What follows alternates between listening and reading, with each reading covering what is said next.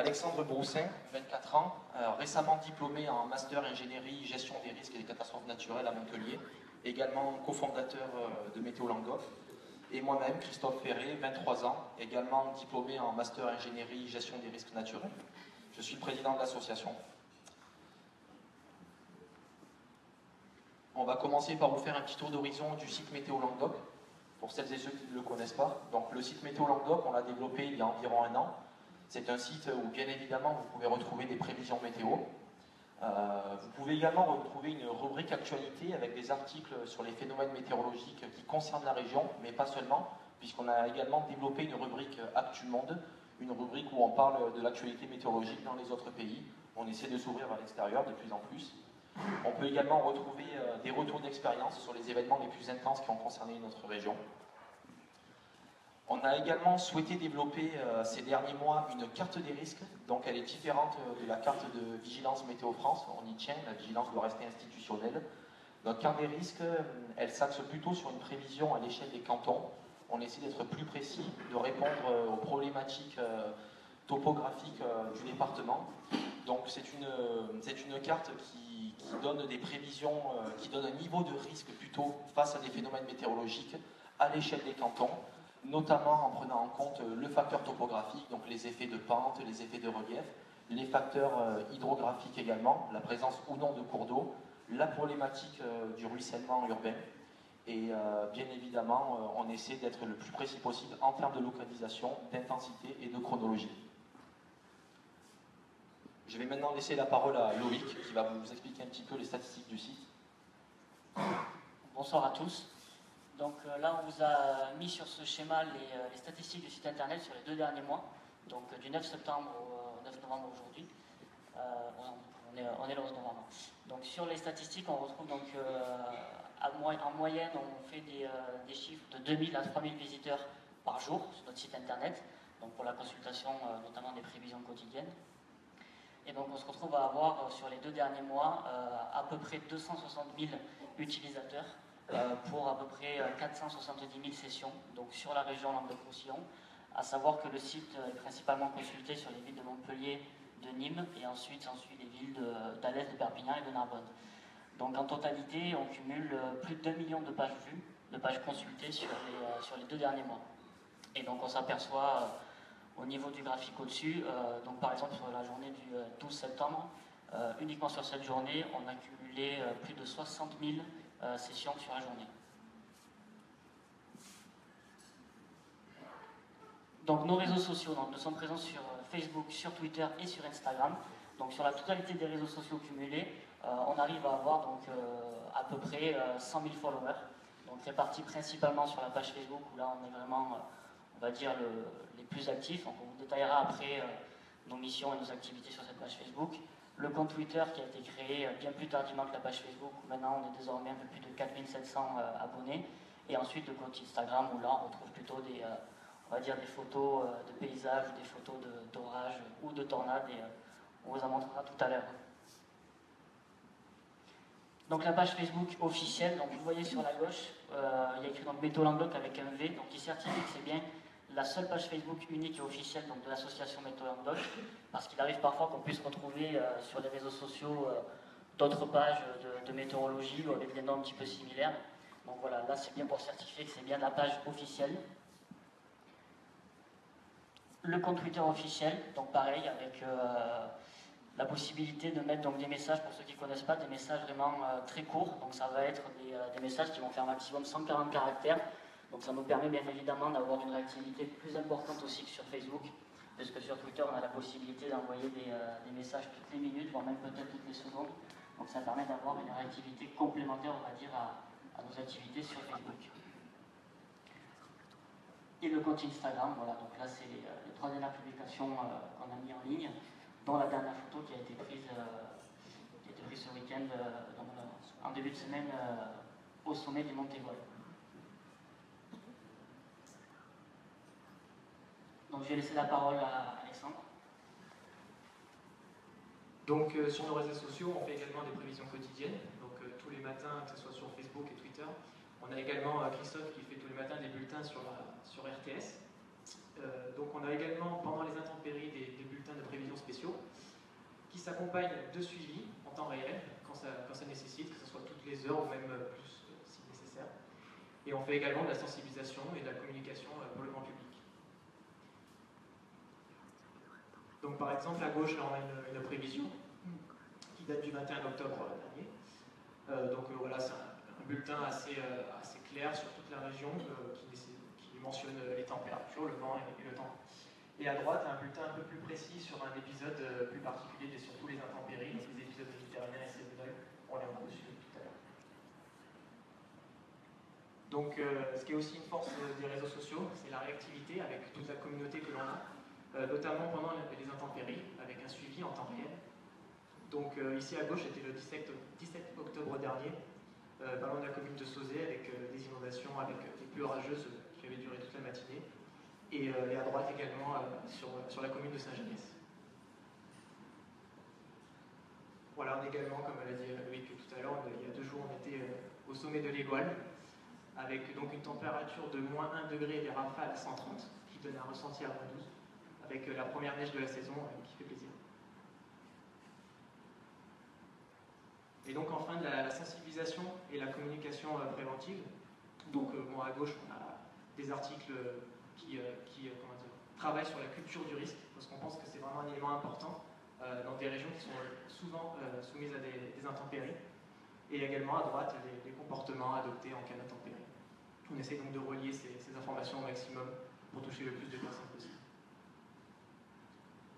Je vais laisser la parole à Christophe. Finalement, aujourd'hui, les grands enjeux pour nous en météo, c'est de mieux prévoir le temps, vous vous doutez. On entend toujours des remarques sur le fait, voilà, la météo c'est pas très fiable, ils ont annoncé de la pluie mais il pleut pas, ils ont annoncé de la neige mais il neige plus au prévu. Et aujourd'hui, on essaie de progresser dans cet exercice périlleux de la prévision. Il faut le rappeler, la météo n'est pas une science exacte. Alors pour cela, on se sert principalement des modèles numériques de prévision. Ce sont des modèles mathématiques qui calculent des champs de prévision. Donc ici, généralement, les méthodes pour prévoir le temps, on commence par analyser des cartes à l'échelle hémisphérique. Donc là, je ne sais pas si vous voyez bien le fond de carte, mais c'est un plan sur l'Europe et l'Atlantique qui remonte jusqu'au Groenland. Et donc sur cette configuration, là par exemple, on voit qu'il y a une dépression au large de l'Espagne qui induit un flux de sud-ouest sur notre région qui est favorable aux orages. Donc pour nous, c'est un premier élément que l'on met sous surveillance, puisque quand l'on voit une situation de ce type, on sait qu'on est dans un contexte qui est propice aux orages. Deuxième étape, on s'intéresse à d'autres types de cartes, ce sont les cartes à l'échelle nationale. Donc c'est une résolution du modèle qui est un peu plus fine, qui prend davantage en compte les effets du relief, qui sont très importants dans la modélisation. Et là, par exemple, sur cette carte, à gauche, vous avez un champ d'instabilité de la masse d'air. On l'appelle l'instabilité, ça s'appelle la CAPE en météo. Et à droite, vous avez un champ de précipitation. Donc on couple ces phénomènes pour pouvoir faire une prévision. On a également d'autres champs plus généralistes, des champs dont on se sert qui sont plus faciles à modéliser.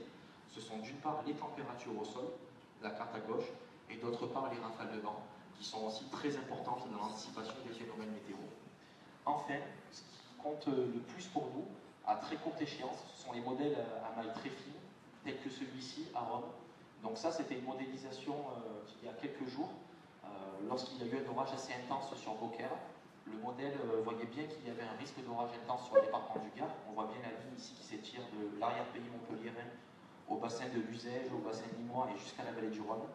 Sauf qu'en réalité, l'orage, il a bien eu lieu, mais il a eu lieu côté vallée du Rhône. Donc il y a souvent un décalage entre la modélisation et la réalité. Du coup, notre démarche est la suivante. On se sert des différents modèles qui existent. On moyenne les scénarios, c'est-à-dire on va s'intéresser là par exemple, on prend les 3 modèles à résolution fine, le modèle WRF en haut, AOM au milieu et Arpège en dessous. On regarde quels scénarios sont modélisés par ces modèles et ensuite on moyenne et ça nous donne une indication de ce qui risque de se passer. Après, c'est l'expérience de terrain qui va faire la différence en fonction des effets topographiques, en fonction de l'instabilité présente. On va affiner le scénario comme ça. Pour vous donner un exemple un peu plus précis, je vais laisser la parole à Alexandre qui va vous montrer une application numérique de modélisation sur l'épisode orageux qui a touché Saint-Gilles le 1er octobre et qui a fait de gros dégâts sur la commune. Merci. Donc oui, pour revenir un peu sur un cas pratique, on va voir l'épisode avec l'orage sur Saint-Gilles. Donc tout d'abord d'un point de vue prévision. Donc là on reprend le modèle Aaron que Christophe vient de vous présenter, le modèle le plus fin. Donc on voit des petites taches, c'est la modélisation de la pluie, des pluies possibles. Donc on voit des taches qui sont sur le nord-ouest de l'Hérault, sur le Gard, jusqu'en vallée du Rhône, également sur le Var. Donc là on voit qu'il y a un risque d'orage assez fort et stationnaire, donc sur une partie de l'Hérault et du Gard. Et c'est pour cela que le soir même, la veille, Météo France place le département du Gard en vigilance orange. Donc là, ici, c'était la modélisation pour 14 heures. Dans la réalité, à 14 heures, là, on a une image en temps réel. Et finalement, on voit que les orages ne sont pas si forts que ça. Il n'y en a même pas du tout sur le Var. Donc au final, on se dit que la prévision a été peut-être erronée. C'est pour ça qu'on repasse en vigilance jaune à 16 heures. Et finalement, de 18 à 19 heures, il y a bien un orage sur la commune de Saint-Gilles. On voit que Nîmes est pratiquement au sec, Montpellier au sec, et pourtant sur Saint-Gilles, on a un orage peu mobile pendant 1 heure. Et au final, la procédure est vraiment trop longue pour remettre une vigilance orange. Et c'est pour cela que nous, sur le terrain, on va ajouter une expertise.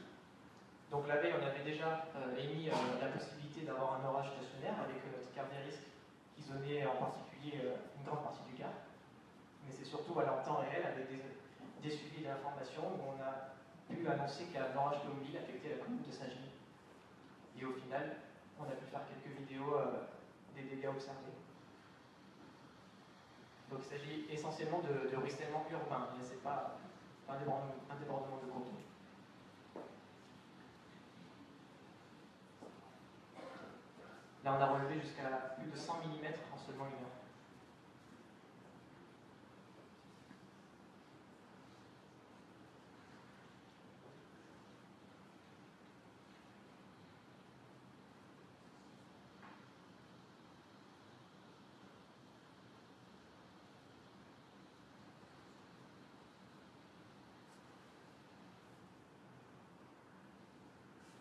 Vous l'aurez ainsi compris, aujourd'hui la complexité, c'est pas seulement de prévoir le risque orageux qui est intense sur un département, c'est de dire précisément où il va tomber.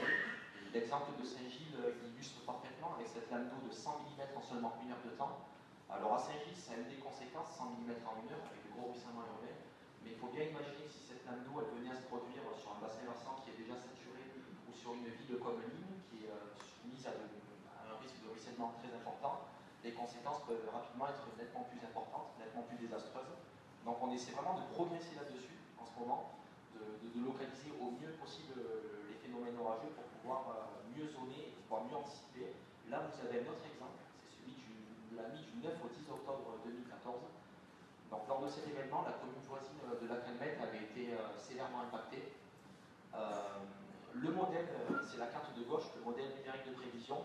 Il modélisait entre 30 et 40 mm de précipitation seulement. Et à droite, vous avez la carte d'accumulation, ce qui s'est passé en réalité.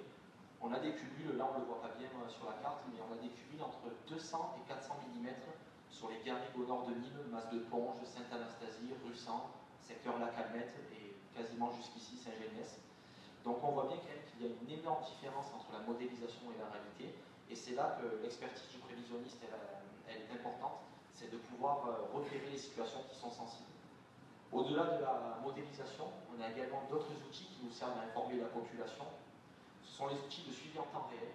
Donc vous avez d'une part en haut à gauche les cartes de foudre, vous avez les imageries radar, les imageries satellites aussi, et également des sites institutionnels qui sont très importants tels que Vigicru, Météo-Réel. Vigicru, c'est là où Alexandre a fait son stage de fin d'études dans la modélisation des crues justement pour améliorer l'anticipation et la prévision de ces phénomènes. Donc pour reprendre un petit peu l'imagerie radar, là c'est l'imagerie radar du 9 au 10 octobre 2014. Pour nous c'est très important puisqu'on a vu arriver en fin de soirée un système orageux bien intense depuis le département de l'Hérault, mais à ce moment-là le système orageux il n'est pas vraiment préoccupant dans le sens où il est mobile. Donc à partir du moment où les pluies sont fortes mais elles sont mobiles, on sait que généralement la situation passe plutôt bien. Là où c'est devenu un peu plus complexe, c'est quand le système orageux il s'est posé à la diagonale le long des garrigues autour de Nîmes. Là, on le voit sur l'image de droite. On a un système orageux qui s'étire entre Galard-de-Montueux, le haut de Nîmes et le bassin de l'Uzège. Donc ça, c'est une situation qui est vraiment caractéristique du département du Gard. En 1988, c'est exactement ce qui s'était passé. Et Et dans de nombreuses situations, on a ce type d'orage qui se forme comme ça. Donc pour nous, l'imagerie radar, elle est très importante, elle nous permet d'anticiper et de savoir quelles seront les prochaines communes qui vont être impactées. Ici, ce sont les images foudre, donc les impacts de foudre en temps réel, que vous pouvez consulter sur plusieurs sites en accès libre par ailleurs, sur Météo-Ciel notamment, pour Infoclimat. Ces impacts de foudre, ils sont importants également parce qu'ils nous montrent la virulence des systèmes orageux. Et généralement, quand on est dans une configuration comme ça, où les impacts de foudre sont aussi nombreux, on sait que la convection orageuse, elle est massive, elle est profonde, et c'est à ce moment-là qu'on est dans une configuration propice à ce type de phénomène diluvien. Enfin, on a l'imagerie SAT, donc les nuages, l'évolution des masses nuageuses. Donc là, c'était le 5 avril dernier, donc sans lien avec l'activité orageuse. Mais là aussi, c'est important pour nous, puisqu'on peut détecter les masses nuageuses qui ont tendance à être orageuses. Plus les sommets sont élevés, plus on a une probabilité d'avoir des orages. Et donc ça, c'est aussi un des facteurs que l'on étudie en plus de la modélisation pour pouvoir sans cesse remettre en question la modélisation. Donc au final, notre démarche est la suivante, c'est on commence par faire des prévisions avec les modèles numériques de prévision, des modèles mathématiques, et ensuite on vérifie ces prévisions en temps réel avec les imageries radar, avec la foudre, avec les masses nuageuses au satellite. Ça nous permet d'affirmer que le scénario retenu initialement, il est bon. Je vais peut-être te laisser la parole, Alex, tu en parleras mieux que moi, je pense. Donc pour suivre aussi les crues sur l'ensemble du territoire français, on a le site Vigicru qui travaille en étroit lien avec le Météo France. Donc en fait, on peut suivre en temps réel les hauteurs d'eau et les débits de nombreux cours d'eau sur la France, surtout les cours d'eau principaux, mais également parfois les secondaires, notamment sur les régions méditerranéennes qui sont soumises à des épisodes violents. Donc c'est en accès libre, on peut cliquer sur différentes stations présentes sur les cours d'eau et on va avoir accès aux hauteurs d'eau.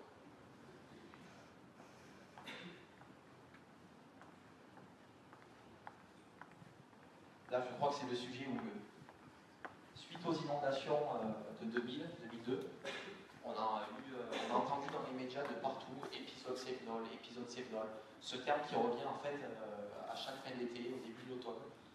Et nous, on tient quand même à faire la distinction entre l'épisode Cévenol et l'épisode méditerranéen. L'épisode Cévenol, au sens strict du terme, c'est un épisode de forte précipitation qui concerne vraiment les Cévennes. Donc forcément, si ça concerne les Cévennes, on dit épisode Cévenol, mais ça n'arrose pas forcément les plaines. Donc quand on a une configuration d'épisode Cévenol, on a souvent de fortes pluies au nord à l'est, mais par contre il fait quasiment soleil la nuit. Et ça, c'est assez important de le préciser. Donc ce type d'épisode va concerner, comme c'est écrit ici, les zones de piémont, les zones de relief.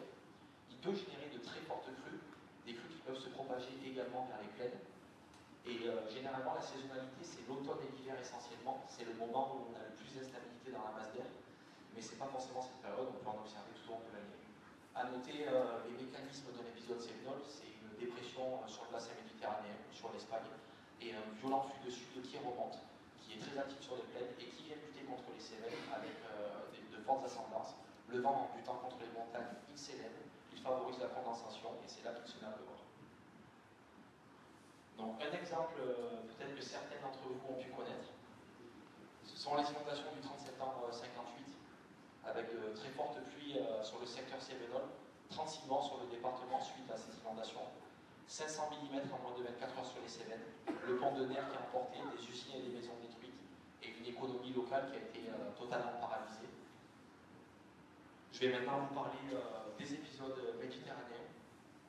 L'épisode méditerranéen, c'est celui qui fait le plus de dégâts ici, en général. Là, vous avez une image infrarouge des masses nuageuses. On peut voir de violents orages qui se développent en mer Méditerranée, entre les Baléares et le golfe du Lion. Ça, c'est la configuration typique pour des inondations de plaine, à Montpellier, à Nîmes ou ici encore.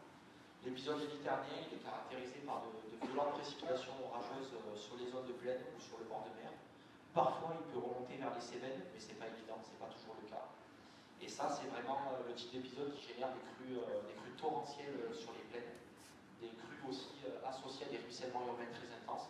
Et les ruissellements, c'est vraiment aussi ce que l'on surveille et c'est ce qu'on essaie de prévoir maintenant, puisque c'est souvent à l'origine des décès dans les inondations. En souvenir des épisodes méditerranéens, vous avez par exemple le 3 octobre 88 sur la commune de Nîmes, certains ont dû le vivre ici. Donc voilà, on le répète, les secteurs concernés, ce sont essentiellement les littoraux et les plaines. clair, il y a ruissellement urbain, une saisonnalité qui reste la même, surtout l'automne. Un autre exemple flagrant, c'est celui de la Calmette, le 10 octobre 2014. On est vraiment dans un épisode purement méditerranéen. Dans les Cévennes, ce jour-là, il n'est pas tombé une seule goutte, il faut bien se le dire. Donc ce sont des systèmes orageux qui se développent de façon très localisée, qui sont difficiles à anticiper, et même si aujourd'hui les prévisions progressent, et on a encore beaucoup de mal, il faut avoir de l'humilité face à ça, il est encore bien difficile de les prévoir avec exactitude.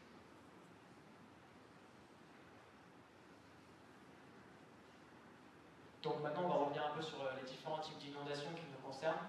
On va voir la différence entre crues et inondations. Donc il faut savoir que d'abord, les crues, il peut y avoir une crue sans inondation. Lorsqu'on parle de crue, c'est que le niveau du cours d'eau s'élève, ou le débit, mais il faut qu'il y ait une surverse de cette crue pour parler d'inondation. Donc les principales inondations de notre région, c'est d'abord les crues éclairs, donc les crues rapides, liées aux épisodes, mais également le ruissellement urbain, qui est aussi très difficilement prévisible. Donc on va mettre quelques exemples pour vous montrer. Tout d'abord ici une crue éclair en septembre 2014. Donc c'était les stations sur le Lez et sur le Liron, dans l'arrière-pays montpelliérain. Donc on voit 4,70 m en 2 heures, donc 4 mètres en 1h15, et surtout, ce qu'il faut retenir, c'est le 1,40 m, 15 minutes. Donc il faut savoir le Liron qui monte en 1,40 m en 15 minutes, ce qui est assez important. Et donc évidemment, il faut se réfugier à l'étage le plus haut. Et pour s'informer, comme on l'a vu avec Vigicru, Hydro-Réel, mais également sur les réseaux sociaux, notamment Motomodoc, et également la radio. Donc pour illustrer ici, c'est en Afrique du Nord, mais le processus est le même chez nous.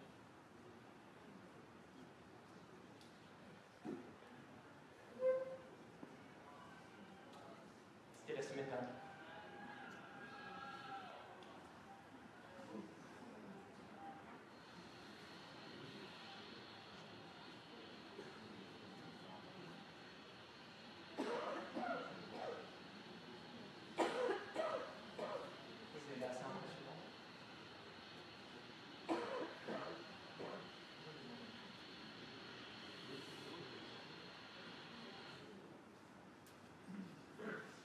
Maintenant, on va passer au ruissellement urbain. Donc ici, Vigicru ou Hydro-Réel qui surveille les cours d'eau n'ont plus le même intérêt. On ne peut pas suivre les hauteurs d'un ruissellement urbain. Ici, on a la vidéo, c'est à Draguignan, dans le Var, le 15 juin 2010, sur les hauteurs de Draguignan. Donc on voit un débit qui est assez puissant, une hauteur d'eau qui n'est pas très importante, et pourtant ça suffit à emporter un homme ou même une voiture.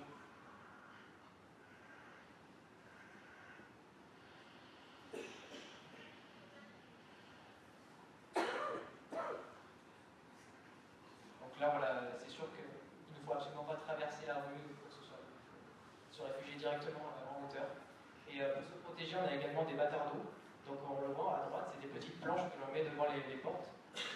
Donc elles ne sont pas très hautes, mais on voit ici que le niveau d'eau n'est pas très important. C'est surtout le débit d'eau qu'il faut éviter. Donc les bâtards d'eau sont assez inefficaces.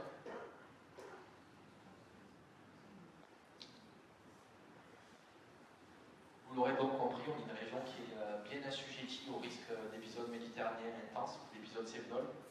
Et là, c'est une étude qui a été menée par les ingénieurs de Météo France, une étude cartographique, où sont représentées les occurrences d'épisodes avec plus de 80 mm à gauche, 100 mm, 150 mm et 200 mm en 24 heures sur chaque département de la France.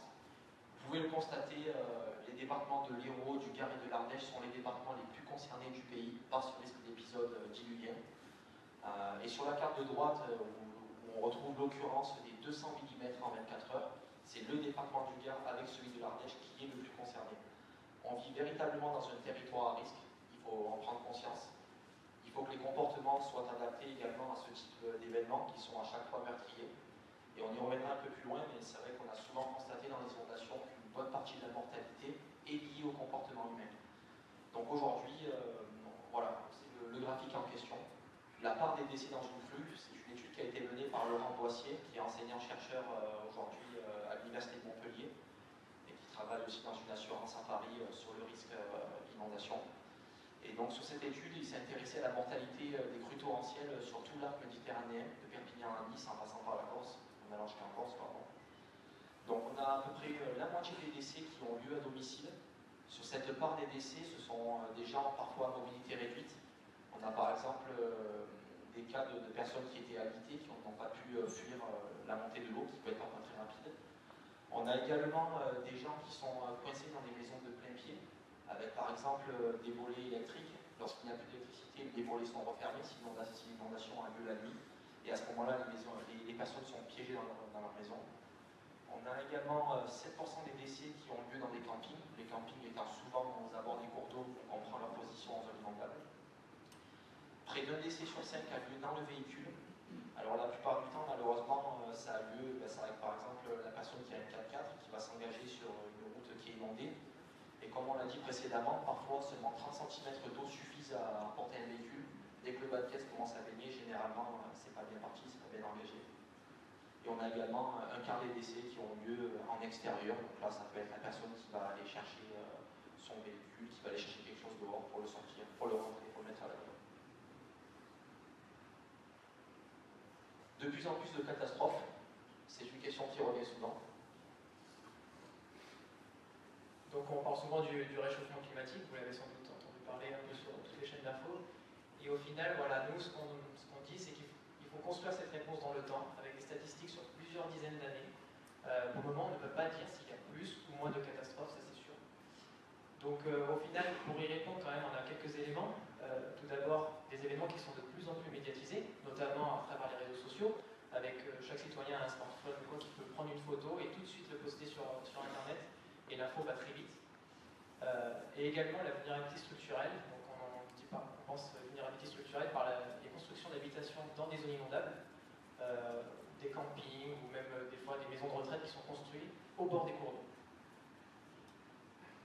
Et pour illustrer une étude de Météo France, donc de 1958 à 2014, donc pour faire plus simple, on va prendre surtout la courbe rouge, qui matérialise des épisodes supérieurs à 190 mm, donc le plus important. Donc si on devait tracer une droite, finalement, on verrait que cela reste assez moyen sur le temps, en tout cas sur ces 70 dernières années, avec également un pic en 2014 avec l'automne pluvieux que l'on a connu. Mais je pense que si on devait prendre 2015 et 2016, on serait en train de redescendre dans le nombre d'épisodes. Donc au final, on a de nombreux événements. Du 16 au 20 octobre 1940, les gars dans le Roussillon avec près de 1000 mm. C'est sans doute l'épisode le mieux documenté et le plus fort que l'on connaisse jusqu'à présent. On a également, comme on vous l'a dit, en 58, avec un épisode Sévenol qui a donné 410 mm en Valorol. Le 3 octobre 88 à Nîmes. Novembre 99 avec 620 mm dans l'Aude. Mais surtout les 8 et 9 septembre 2002 avec jusqu'à 700 mm dans le Gard. Donc on va vraiment se focaliser sur ce dernier épisode, vu que la commune a été surtout touchée, et notamment l'ensemble du département, avec Christophe qui va vous présenter un diagnostic sur le risque d'inondation. Aujourd'hui, le Gard, c'est 35% du territoire inondable, en zone inondable. De nombreuses constructions en zone très inondable. Alors même s'il y a une bonne volonté de l'État d'arranger les choses, qui est indéniable, des comportements aussi qui commencent à s'améliorer, il y a une véritable conscience, une culture de risque qui est en train d'émerger dans ce département. Il reste encore quand même beaucoup de travail. 2002, Saint-Genès de Malgoirès, vous le voyez ici en image, c'est une crue exceptionnelle de l'Esquienne, une crue qui avait déjà eu lieu par le passé si on remonte à plus d'une soixantaine d'années, et une crue qui est amenée à se reproduire tôt ou tard. La configuration de Saint-Genès de Malgoirès. Le réseau hydrographique de la commune, il est essentiellement caractérisé par le passage du cours d'eau de l'Esquienne. L'Esquienne, c'est un cours d'eau que l'on dit du réseau secondaire. C'est un cours d'eau qui est souvent à sec ou avec très peu d'eau, mais qui par contre, lors d'un phénomène orageux, subit une mise en charge qui peut être très brutale. C'est véritablement ces cours d'eau aujourd'hui que l'on redoute le plus. Sur le Gardon, on voit les crues arriver des Cévennes maintenant, on sait l'anticiper au moins quelques heures. Mais sur des cours d'eau de ce gabarit, c'est nettement plus complexe. Prenons du recul.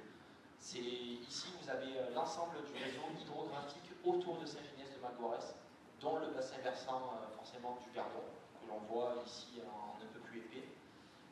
Donc ici, essentiellement, c'est un réseau hydrographique qui est caractérisé par des cours d'eau secondaires, de petits cours d'eau qui sont souvent à sec, mais des cours d'eau, comme on l'a indiqué, qui réagissent très brutalement. Donc c'est une commune qui est véritablement vulnérable face au risque d'inondation. Et à ce titre, on s'est intéressé également au contexte topographique de Saint-Genès. Donc on s'excuse, on n'a pas zoné précisément la commune, elle est au niveau du nœud routier, on le voit un petit peu sur le centre à droite de la carte. La commune est située à cet endroit-là. Et à l'ouest du village, vous pouvez voir un réseau de collines, des collines qui culminent à 180 ou 200 mètres d'altitude. Alors elles ont déjà un rôle sur la dynamique orageuse, puisque lorsque les vents de sud viennent buter, ça crée des ascendances, et l'ascendance, elle favorise le système orageux. Mais en plus de ça, l'esquielle passe entre ces deux collines, et donc elle est alimentée par toutes les eaux de ruissellement qui descendent des collines. Donc cette configuration, elle génère vraiment une situation à risque pour la commune, et c'est à ce titre que Saint-Genès-de-Malvoirs s'est doté d'un plan de prévention du risque d'inondation. Je ne connais pas la date par contre. Vous pouvez constater qu'une bonne partie de la commune est en zone inondable, notamment aux abords de l'Esquelle. On a également la partie plaine Gardonnec qui est en zone inondable. Heureusement, c'est une zone qui est peu urbanisée. Par contre, concernant le centre-ville, là, c'est une zone qui est véritablement inondable. Une partie, donc en bleu, en aléa modéré, l'eau qui peut monter autour de 50 cm. Mais par contre, on a une partie en zone très inondable, une zone rouge, où là, on peut assister à des crues véritablement torrentielles. 2002, c'est un contexte météorologique particulier, pour ne pas dire exceptionnel. Ici, on a une dépression qui est positionnée sur l'Irlande, une dépression qui s'étire sur le golfe de Gascogne, qui a stationné pendant 24 heures sur ce secteur-là. Elle a généré un flux de sud-ouest, la flèche en rouge, très dynamique sur le bassin méditerranéen. Tandis qu'au sol, en basse couche, les vents étaient orientés au secteur sud-est. Et dans cette configuration, on a les vents de sud-est qui viennent buter perpendiculairement contre le vent de sud-ouest en altitude. Et vu qu'on est en début d'automne, on se retrouve avec beaucoup d'instabilité. Sachant que cette dépression a stationné pendant 24 heures, on a assisté au développement d'un orage véritablement exceptionnel qui a stationné pendant plus de 20 heures sur le département. Les conséquences sont les suivantes. La première vigilance rouge institutionnelle en France. Le département du Gard qui malheureusement est placé en vigilance rouge un peu trop tard, il était 1h37 du matin. La moitié des communes n'avaient déjà plus d'électricité. Donc pour informer la population, ça a été un véritable frein. La veille au soir, Météo France avait tout de même placé le département en vigilance orange, mais les cumuls modélisés à cette époque n'étaient que de 100 à 150, localement 200 mm. Ce n'est pas la faute de Météo France, c'est simplement que la science a évolué depuis ce temps-là. Heureusement, aujourd'hui, on pense qu'on aurait mieux anticipé, de façon générale. Et les cumuls sur cet épisode, ils sont véritablement exceptionnels. Ce sont les 2 tiers du département qui reçoivent entre 200 et 500 mm de précipitations en moins de 24 heures. Des maxis ponctuels entre Cardet et Anduze de plus de 680 mm, 687 à Anduze et 691 à Cardet de mémoire. La Rouvière, il y a un poste pluviométrique a enregistré 540 mm ici à côté de Saint-Genès. Donc un épisode vraiment exceptionnel. Et là, on va vous montrer un extrait vidéo. Je te laisse le commenter du coup, puisque tu es originaire du village. Tu pourras peut-être un peu mieux décrire.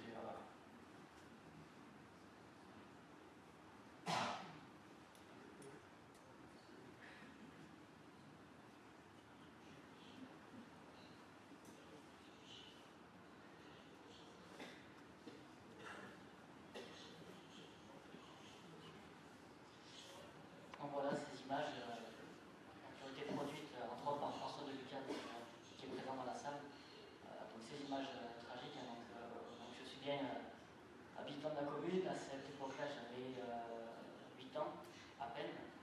Donc on va dire que les souvenirs sont quand même bien restés. Donc pour ceux qui ne sont pas de la commune, ces images-là ont été tournées au niveau du restaurant L'Esquienne en fait. Donc c'est la partie centrale du village. Et c'est au niveau du carrefour qui remonte au niveau du chemin de Gaillon. Donc une famille qui est arrivée dans le village. À l'époque, une des personnes qui se trouve sur la vidéo là, qu'on aperçoit ici, travaillait en fait à la calmette. Et donc rentré à ce moment-là sur la commune et ils se sont fait surprendre avec sa famille par la brusque montée des eaux. Et là on se retrouve avec la voiture complètement noyée sous les torrents d'eau. Et un sauvetage qui s'est avéré très périlleux.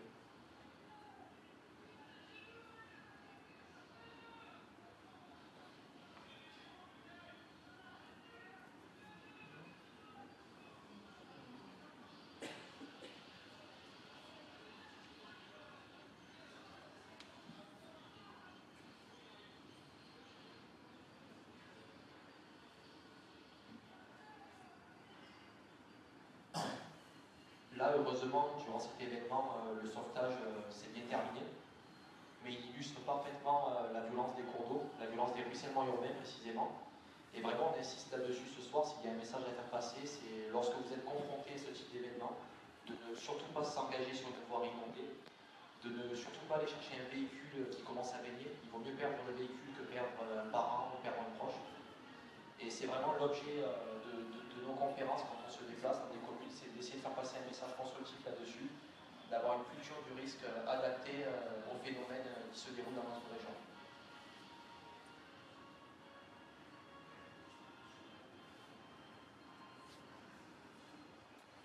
On va essayer de vous montrer un deuxième extrait.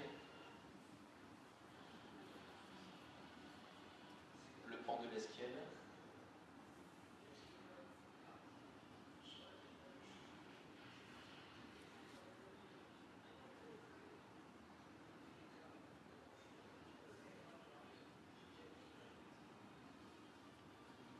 Comme souvent, la montée des eaux a eu lieu très rapidement. Le bassin versant de l'Esquienne a été alimenté en raison des forts orages. Et lorsque la surverse a lieu, généralement il reste très peu de temps pour évacuer. Donc c'est une vidéo assez exceptionnelle, bravo à l'auteur d'ailleurs, puisqu'en 2002, malheureusement, il n'y a pas beaucoup de films.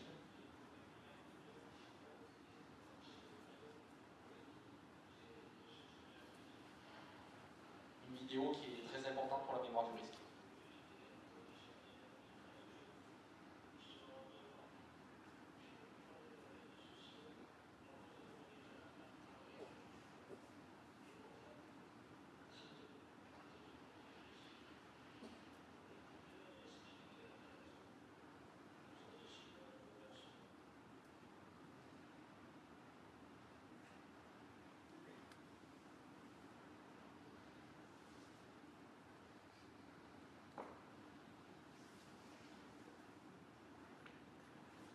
Donc là, on va encore revenir sur quelques événements.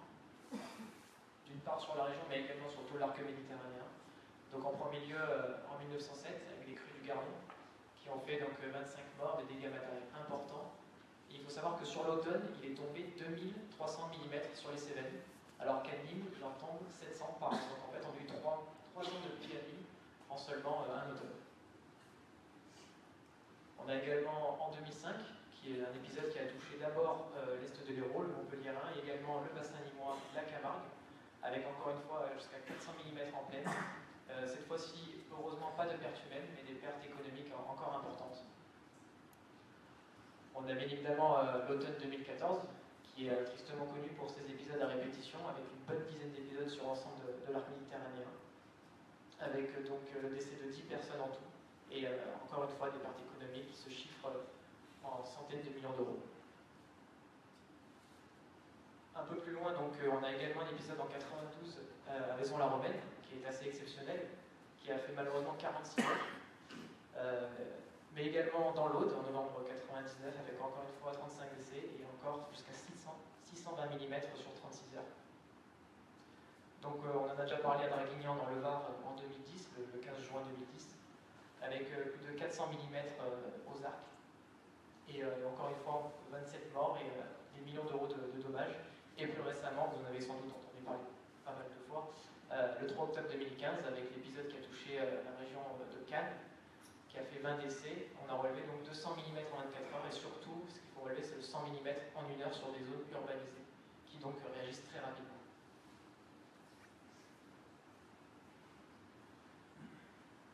Vous l'avez donc compris, nous vivons dans ce territoire à risque. De façon générale, tout l'arc méditerranéen est en zone inondable, que l'on soit en Espagne, que l'on soit en France, en Italie. Et c'est vraiment là-dessus qu'on essaie d'insister aujourd'hui.